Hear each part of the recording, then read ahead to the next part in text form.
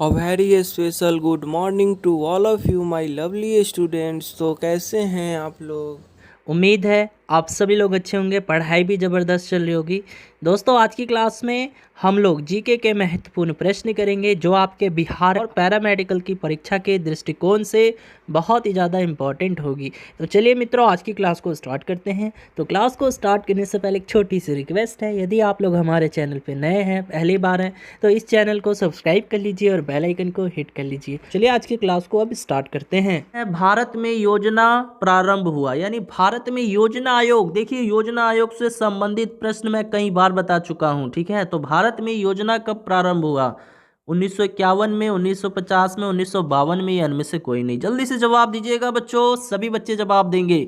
भारत में योजना आयोग कब प्रारंभ की गई? योजना आयोग की स्थापना कब हुई? तो वेरी गुड बच्चों, ये मैंने बताया था आपको 15 मार्च 1950। जी हाँ दोस्तों, 15 मार्च 1950 को योजना आयोग की स्थापना की गई थी, यानी ऑप्शन नंबर क्या हो जाएगा? बी हो जाएगा, ठीक है। और बाद में देखिए, बाद में योजना आयोग का नाम बदलकर क्या कर दिया गया प्यारे बच्चों? योजना आयोग का नाम बदलकर नीति आयोग कर दिया गया। तो अभी योजना आयोग खत्म हो चुका है, अभी नीति आयोग है, ठीक है।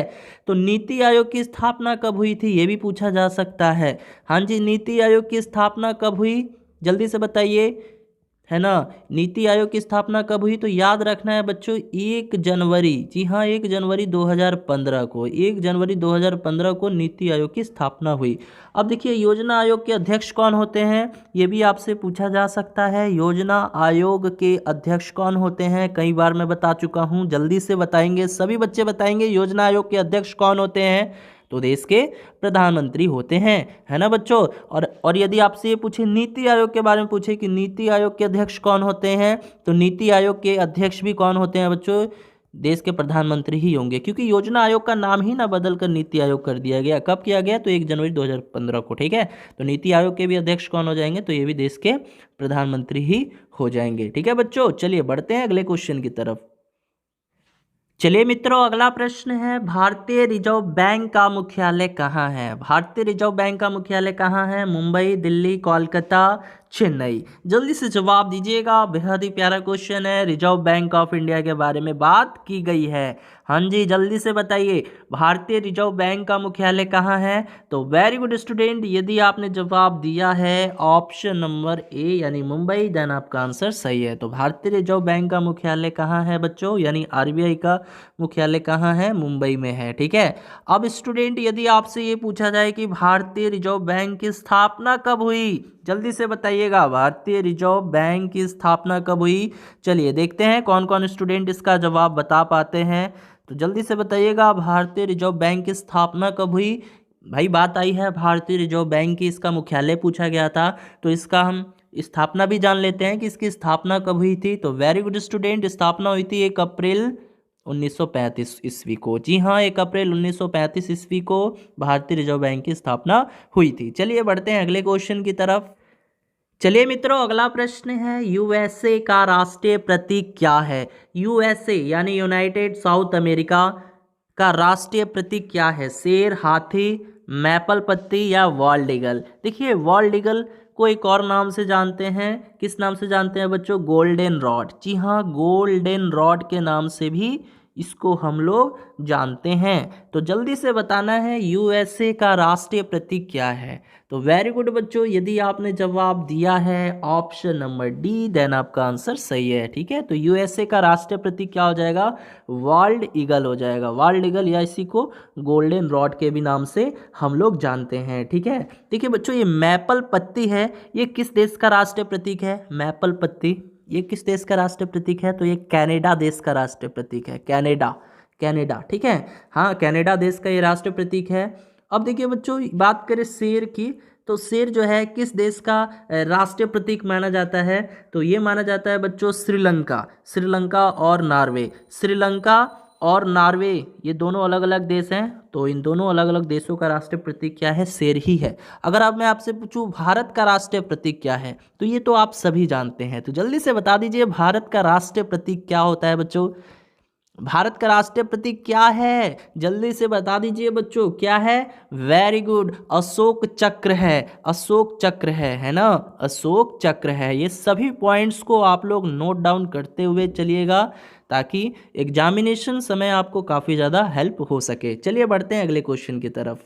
तो अगला प्रश्न है, रुपया किस देश की मुद्रा है? रुपया किस देश की मुद्रा है? चीन की, भारत की, जापान की, ऑस्ट्रेलिया की?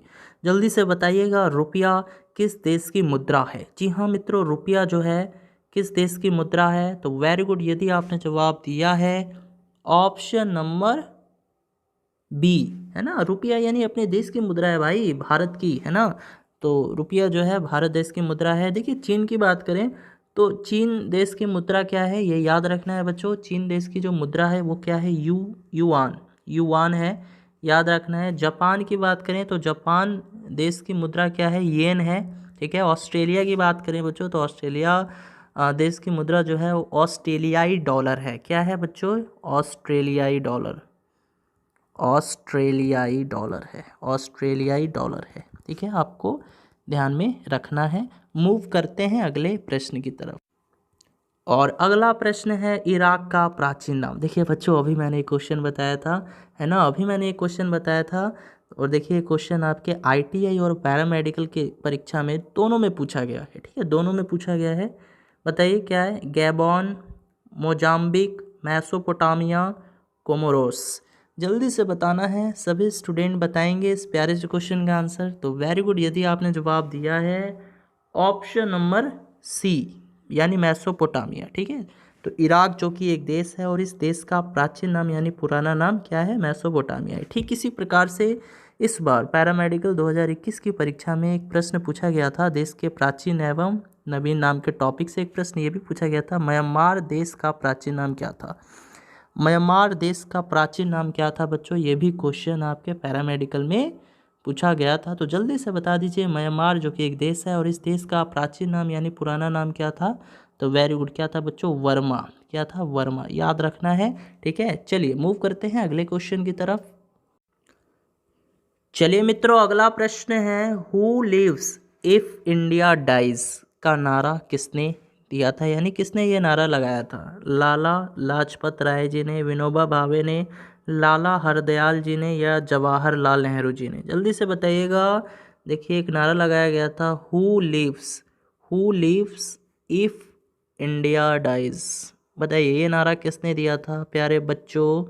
जल्दी से बताना है। इफ इंडिया डाइज, है ना, बताइए जल्दी से। तो जी हाँ मित्रों, यदि आपने जवाब दिया है ऑप्शन नंबर डी यानी जवाहरलाल नेहरू जी, देन आपका आंसर सही है। तो ये who lives if India dies, इसका नारा किसने दिया था? ये नारा किसने दिया था? पंडित जवाहरलाल नेहरू जी ने दिया था। अब देखिए इनके द्वारा भी जो है कई सारी पुस्तकें लिखी गई हैं बच्चों, जिसमें से एक इनकी इम्पॉर्टेंट पुस्तक हो जाती है, वो पूछा भी जाता है, पूछता है कि the discovery of India, the discovery of India पुस्तक के रचनाकार कौन है? द डिस्कवरी ऑफ इंडिया, इस पुस्तक के रचनाकार कौन है? तो याद रखना है बच्चों, कौन है? पंडित जवाहरलाल नेहरू जी हैं, ठीक है। चलिए बहुत अच्छी बात है। अब देखिए स्टूडेंट, यहाँ पे बात आई है लाला लाजपत राय जी की, ठीक है। तो ये एक भारत के प्रमुख स्वतंत्रता सेनानी थे, यानी यहाँ से आप लोग लिख सकते हैं कि यह भारत के प्रमुख स्वतंत्रता सेनानी थे। यह भारत के प्रमुख स्वतंत्रता सेनानी थे। क्या थे बच्चों? ये भारत के प्रमुख स्वतंत्रता सेनानी थे, ठीक है। और भाई सन 1928 में इन्होंने साइमन कमीशन के विरुद्ध एक प्रदर्शन में हिस्सा लिया था, जिसके दौरान इन्हें जो है लाठी चार्ज पे पूरी तरह से घायल कर दिया गया था, ठीक है। तो एक प्रश्न ये भी पूछ लेता है कि साइमन कमीशन भारत कब आया था? ठीक है बच्चों, साइमन कमीशन भारत कब आया था? देखिए बच्चों, इन्होंने साइमन कमीशन में ही भाग लिया था, ठीक है। यानी एक भारत के प्रमुख स्वतंत्रता सेनानी थे ये लाला लाजपत राय जी, और इन्होंने 1928 में साइमन कमीशन के विरुद्ध एक प्रदर्शन में हिस्सा लिया था, जिसके दौरान लाठी चार्ज में ये पूरी तरह से जो है घायल हो गए थे, ठीक है। तो प्रश्न ये भी पूछा जा सकता है कि साइमन कमीशन भारत कब आया था? जल्दी से बताना है, साइमन कमीशन भारत कब आया था? सभी स्टूडेंट जवाब देंगे, इस प्यारे से लाजवाब से प्रश्न का आंसर देंगे। तो जी हाँ मित्रों, पूछा जा सकता है कब आया था, तो 3 फरवरी 1928 को। याद रखना है 3 फरवरी 1928 को साइमन कमीशन जो है भारत पहुंचा था। ठीक है, चलिए बढ़ते हैं अगले क्वेश्चन की तरफ डियर स्टूडेंट। चलिए मित्रों, अगला प्रश्न है, चोल वंश के संस्थापक थे। चोल वंश के संस्थापक कौन थे? नेडियोन थे, विजयालय थे, मलिक अहमद थे या आदिल शाह थे? जल्दी से बताइएगा चोल वंश के संस्थापक। जी हाँ मित्रों, चोल वंश के संस्थापक कौन थे? तो वेरी गुड, यदि आपने जवाब दिया है ऑप्शन नंबर बी यानी विजयालय, देन आपका आंसर सही है। तो याद रखना है प्यारे बच्चों, 9वीं शताब्दी में, क्या याद रखना है कि 9वीं शताब्दी में चोल वंश के शासन की नींव विजयालय द्वारा रखी गई थी और इसकी राजधानी इन्होंने क्या बनाई थी? चोल वंश की राजधानी इन्होंने क्या बनाई थी? तंजौर। अगर आपसे पूछा जाए कि चोल वंश की राजधानी कहाँ थी, तो तंजौर थी। ये भी आपको याद रखना है। चलिए मूव करते हैं अगले प्रश्न की तरफ। चलिए डियर स्टूडेंट, अगला प्रश्न है, गरबा कहाँ का लोक नृत्य है? जल्दी से बताइएगा, गरबा कहाँ का लोक नृत्य है? गुजरात का, राजस्थान का, उड़ीसा का या उत्तरांचल का? जल्दी से बताइएगा गरबा कहाँ का लोक नृत्य है। तो वेरी गुड स्टूडेंट, यदि आपने जवाब दिया है ऑप्शन नंबर ए यानी गुजरात, देन आपका आंसर सही है। तो गरबा जो है कहाँ का लोक नृत्य है, कहाँ का ये नाच है? तो गुजरात राज्य का ये नाच है गरबा। ठीक है, गुजरात राज्य की बात आई है तो यहाँ की राजधानी क्या है बच्चों? गांधीनगर है। क्या है? गांधीनगर है, आपको याद रखना है। चलिए राजस्थान की बात करें तो राजस्थान, जी हाँ, राजस्थान की राजधानी क्या है बच्चों?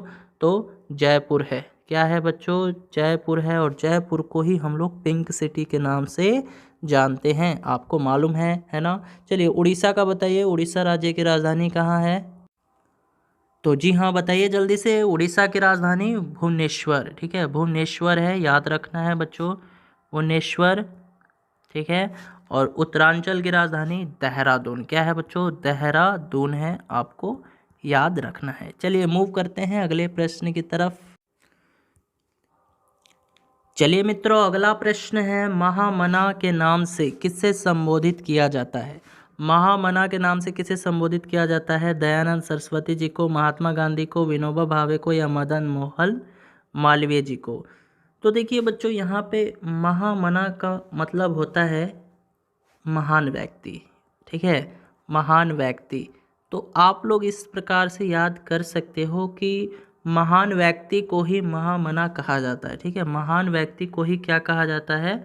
महामना कहा जाता है। तो बताइए महामना के नाम से किसे संबोधित किया जाता है? तो मदन मोहन मालवीय जी को संबोधित किया जाता है। तो वेरी गुड, यदि आप लोगों ने आंसर ऑप्शन डी दिया है देन आपका आंसर सही है। ठीक है, चलिए, तो ये उपाधि जो है पंडित मदन मोहन मालवीय जी को मिली थी। कौन सी उपाधि? महामना। ठीक है, तो चलिए स्टूडेंट, एक छोटा सा सॉन्ग आप सभी लोगों के लिए। क्योंकि इतना प्यार तुमको करते हैं हम, क्या जानोगे हमारे सनम, क्योंकि इतना प्यार तुमको करते हैं हम, क्या जानोगे हमारे सनम, तूने यूं जाना दीवाना किया है, दीवाना किया इस कदर, दीवाना किया इस कदर, राहों में मोहब्बत का एहसास जरा भर लो, हम तुम पे मरते हैं, थोड़ी सी फिक्र कर लो, फिक्र कर लो, क्योंकि इतना प्यार तुमको करते हैं हम। Thank you student, thank you everyone. चलिए मिलते हैं अगली क्लास में नई जोश नई उमंग के साथ। तब तक के लिए बाय बाय, टाटा।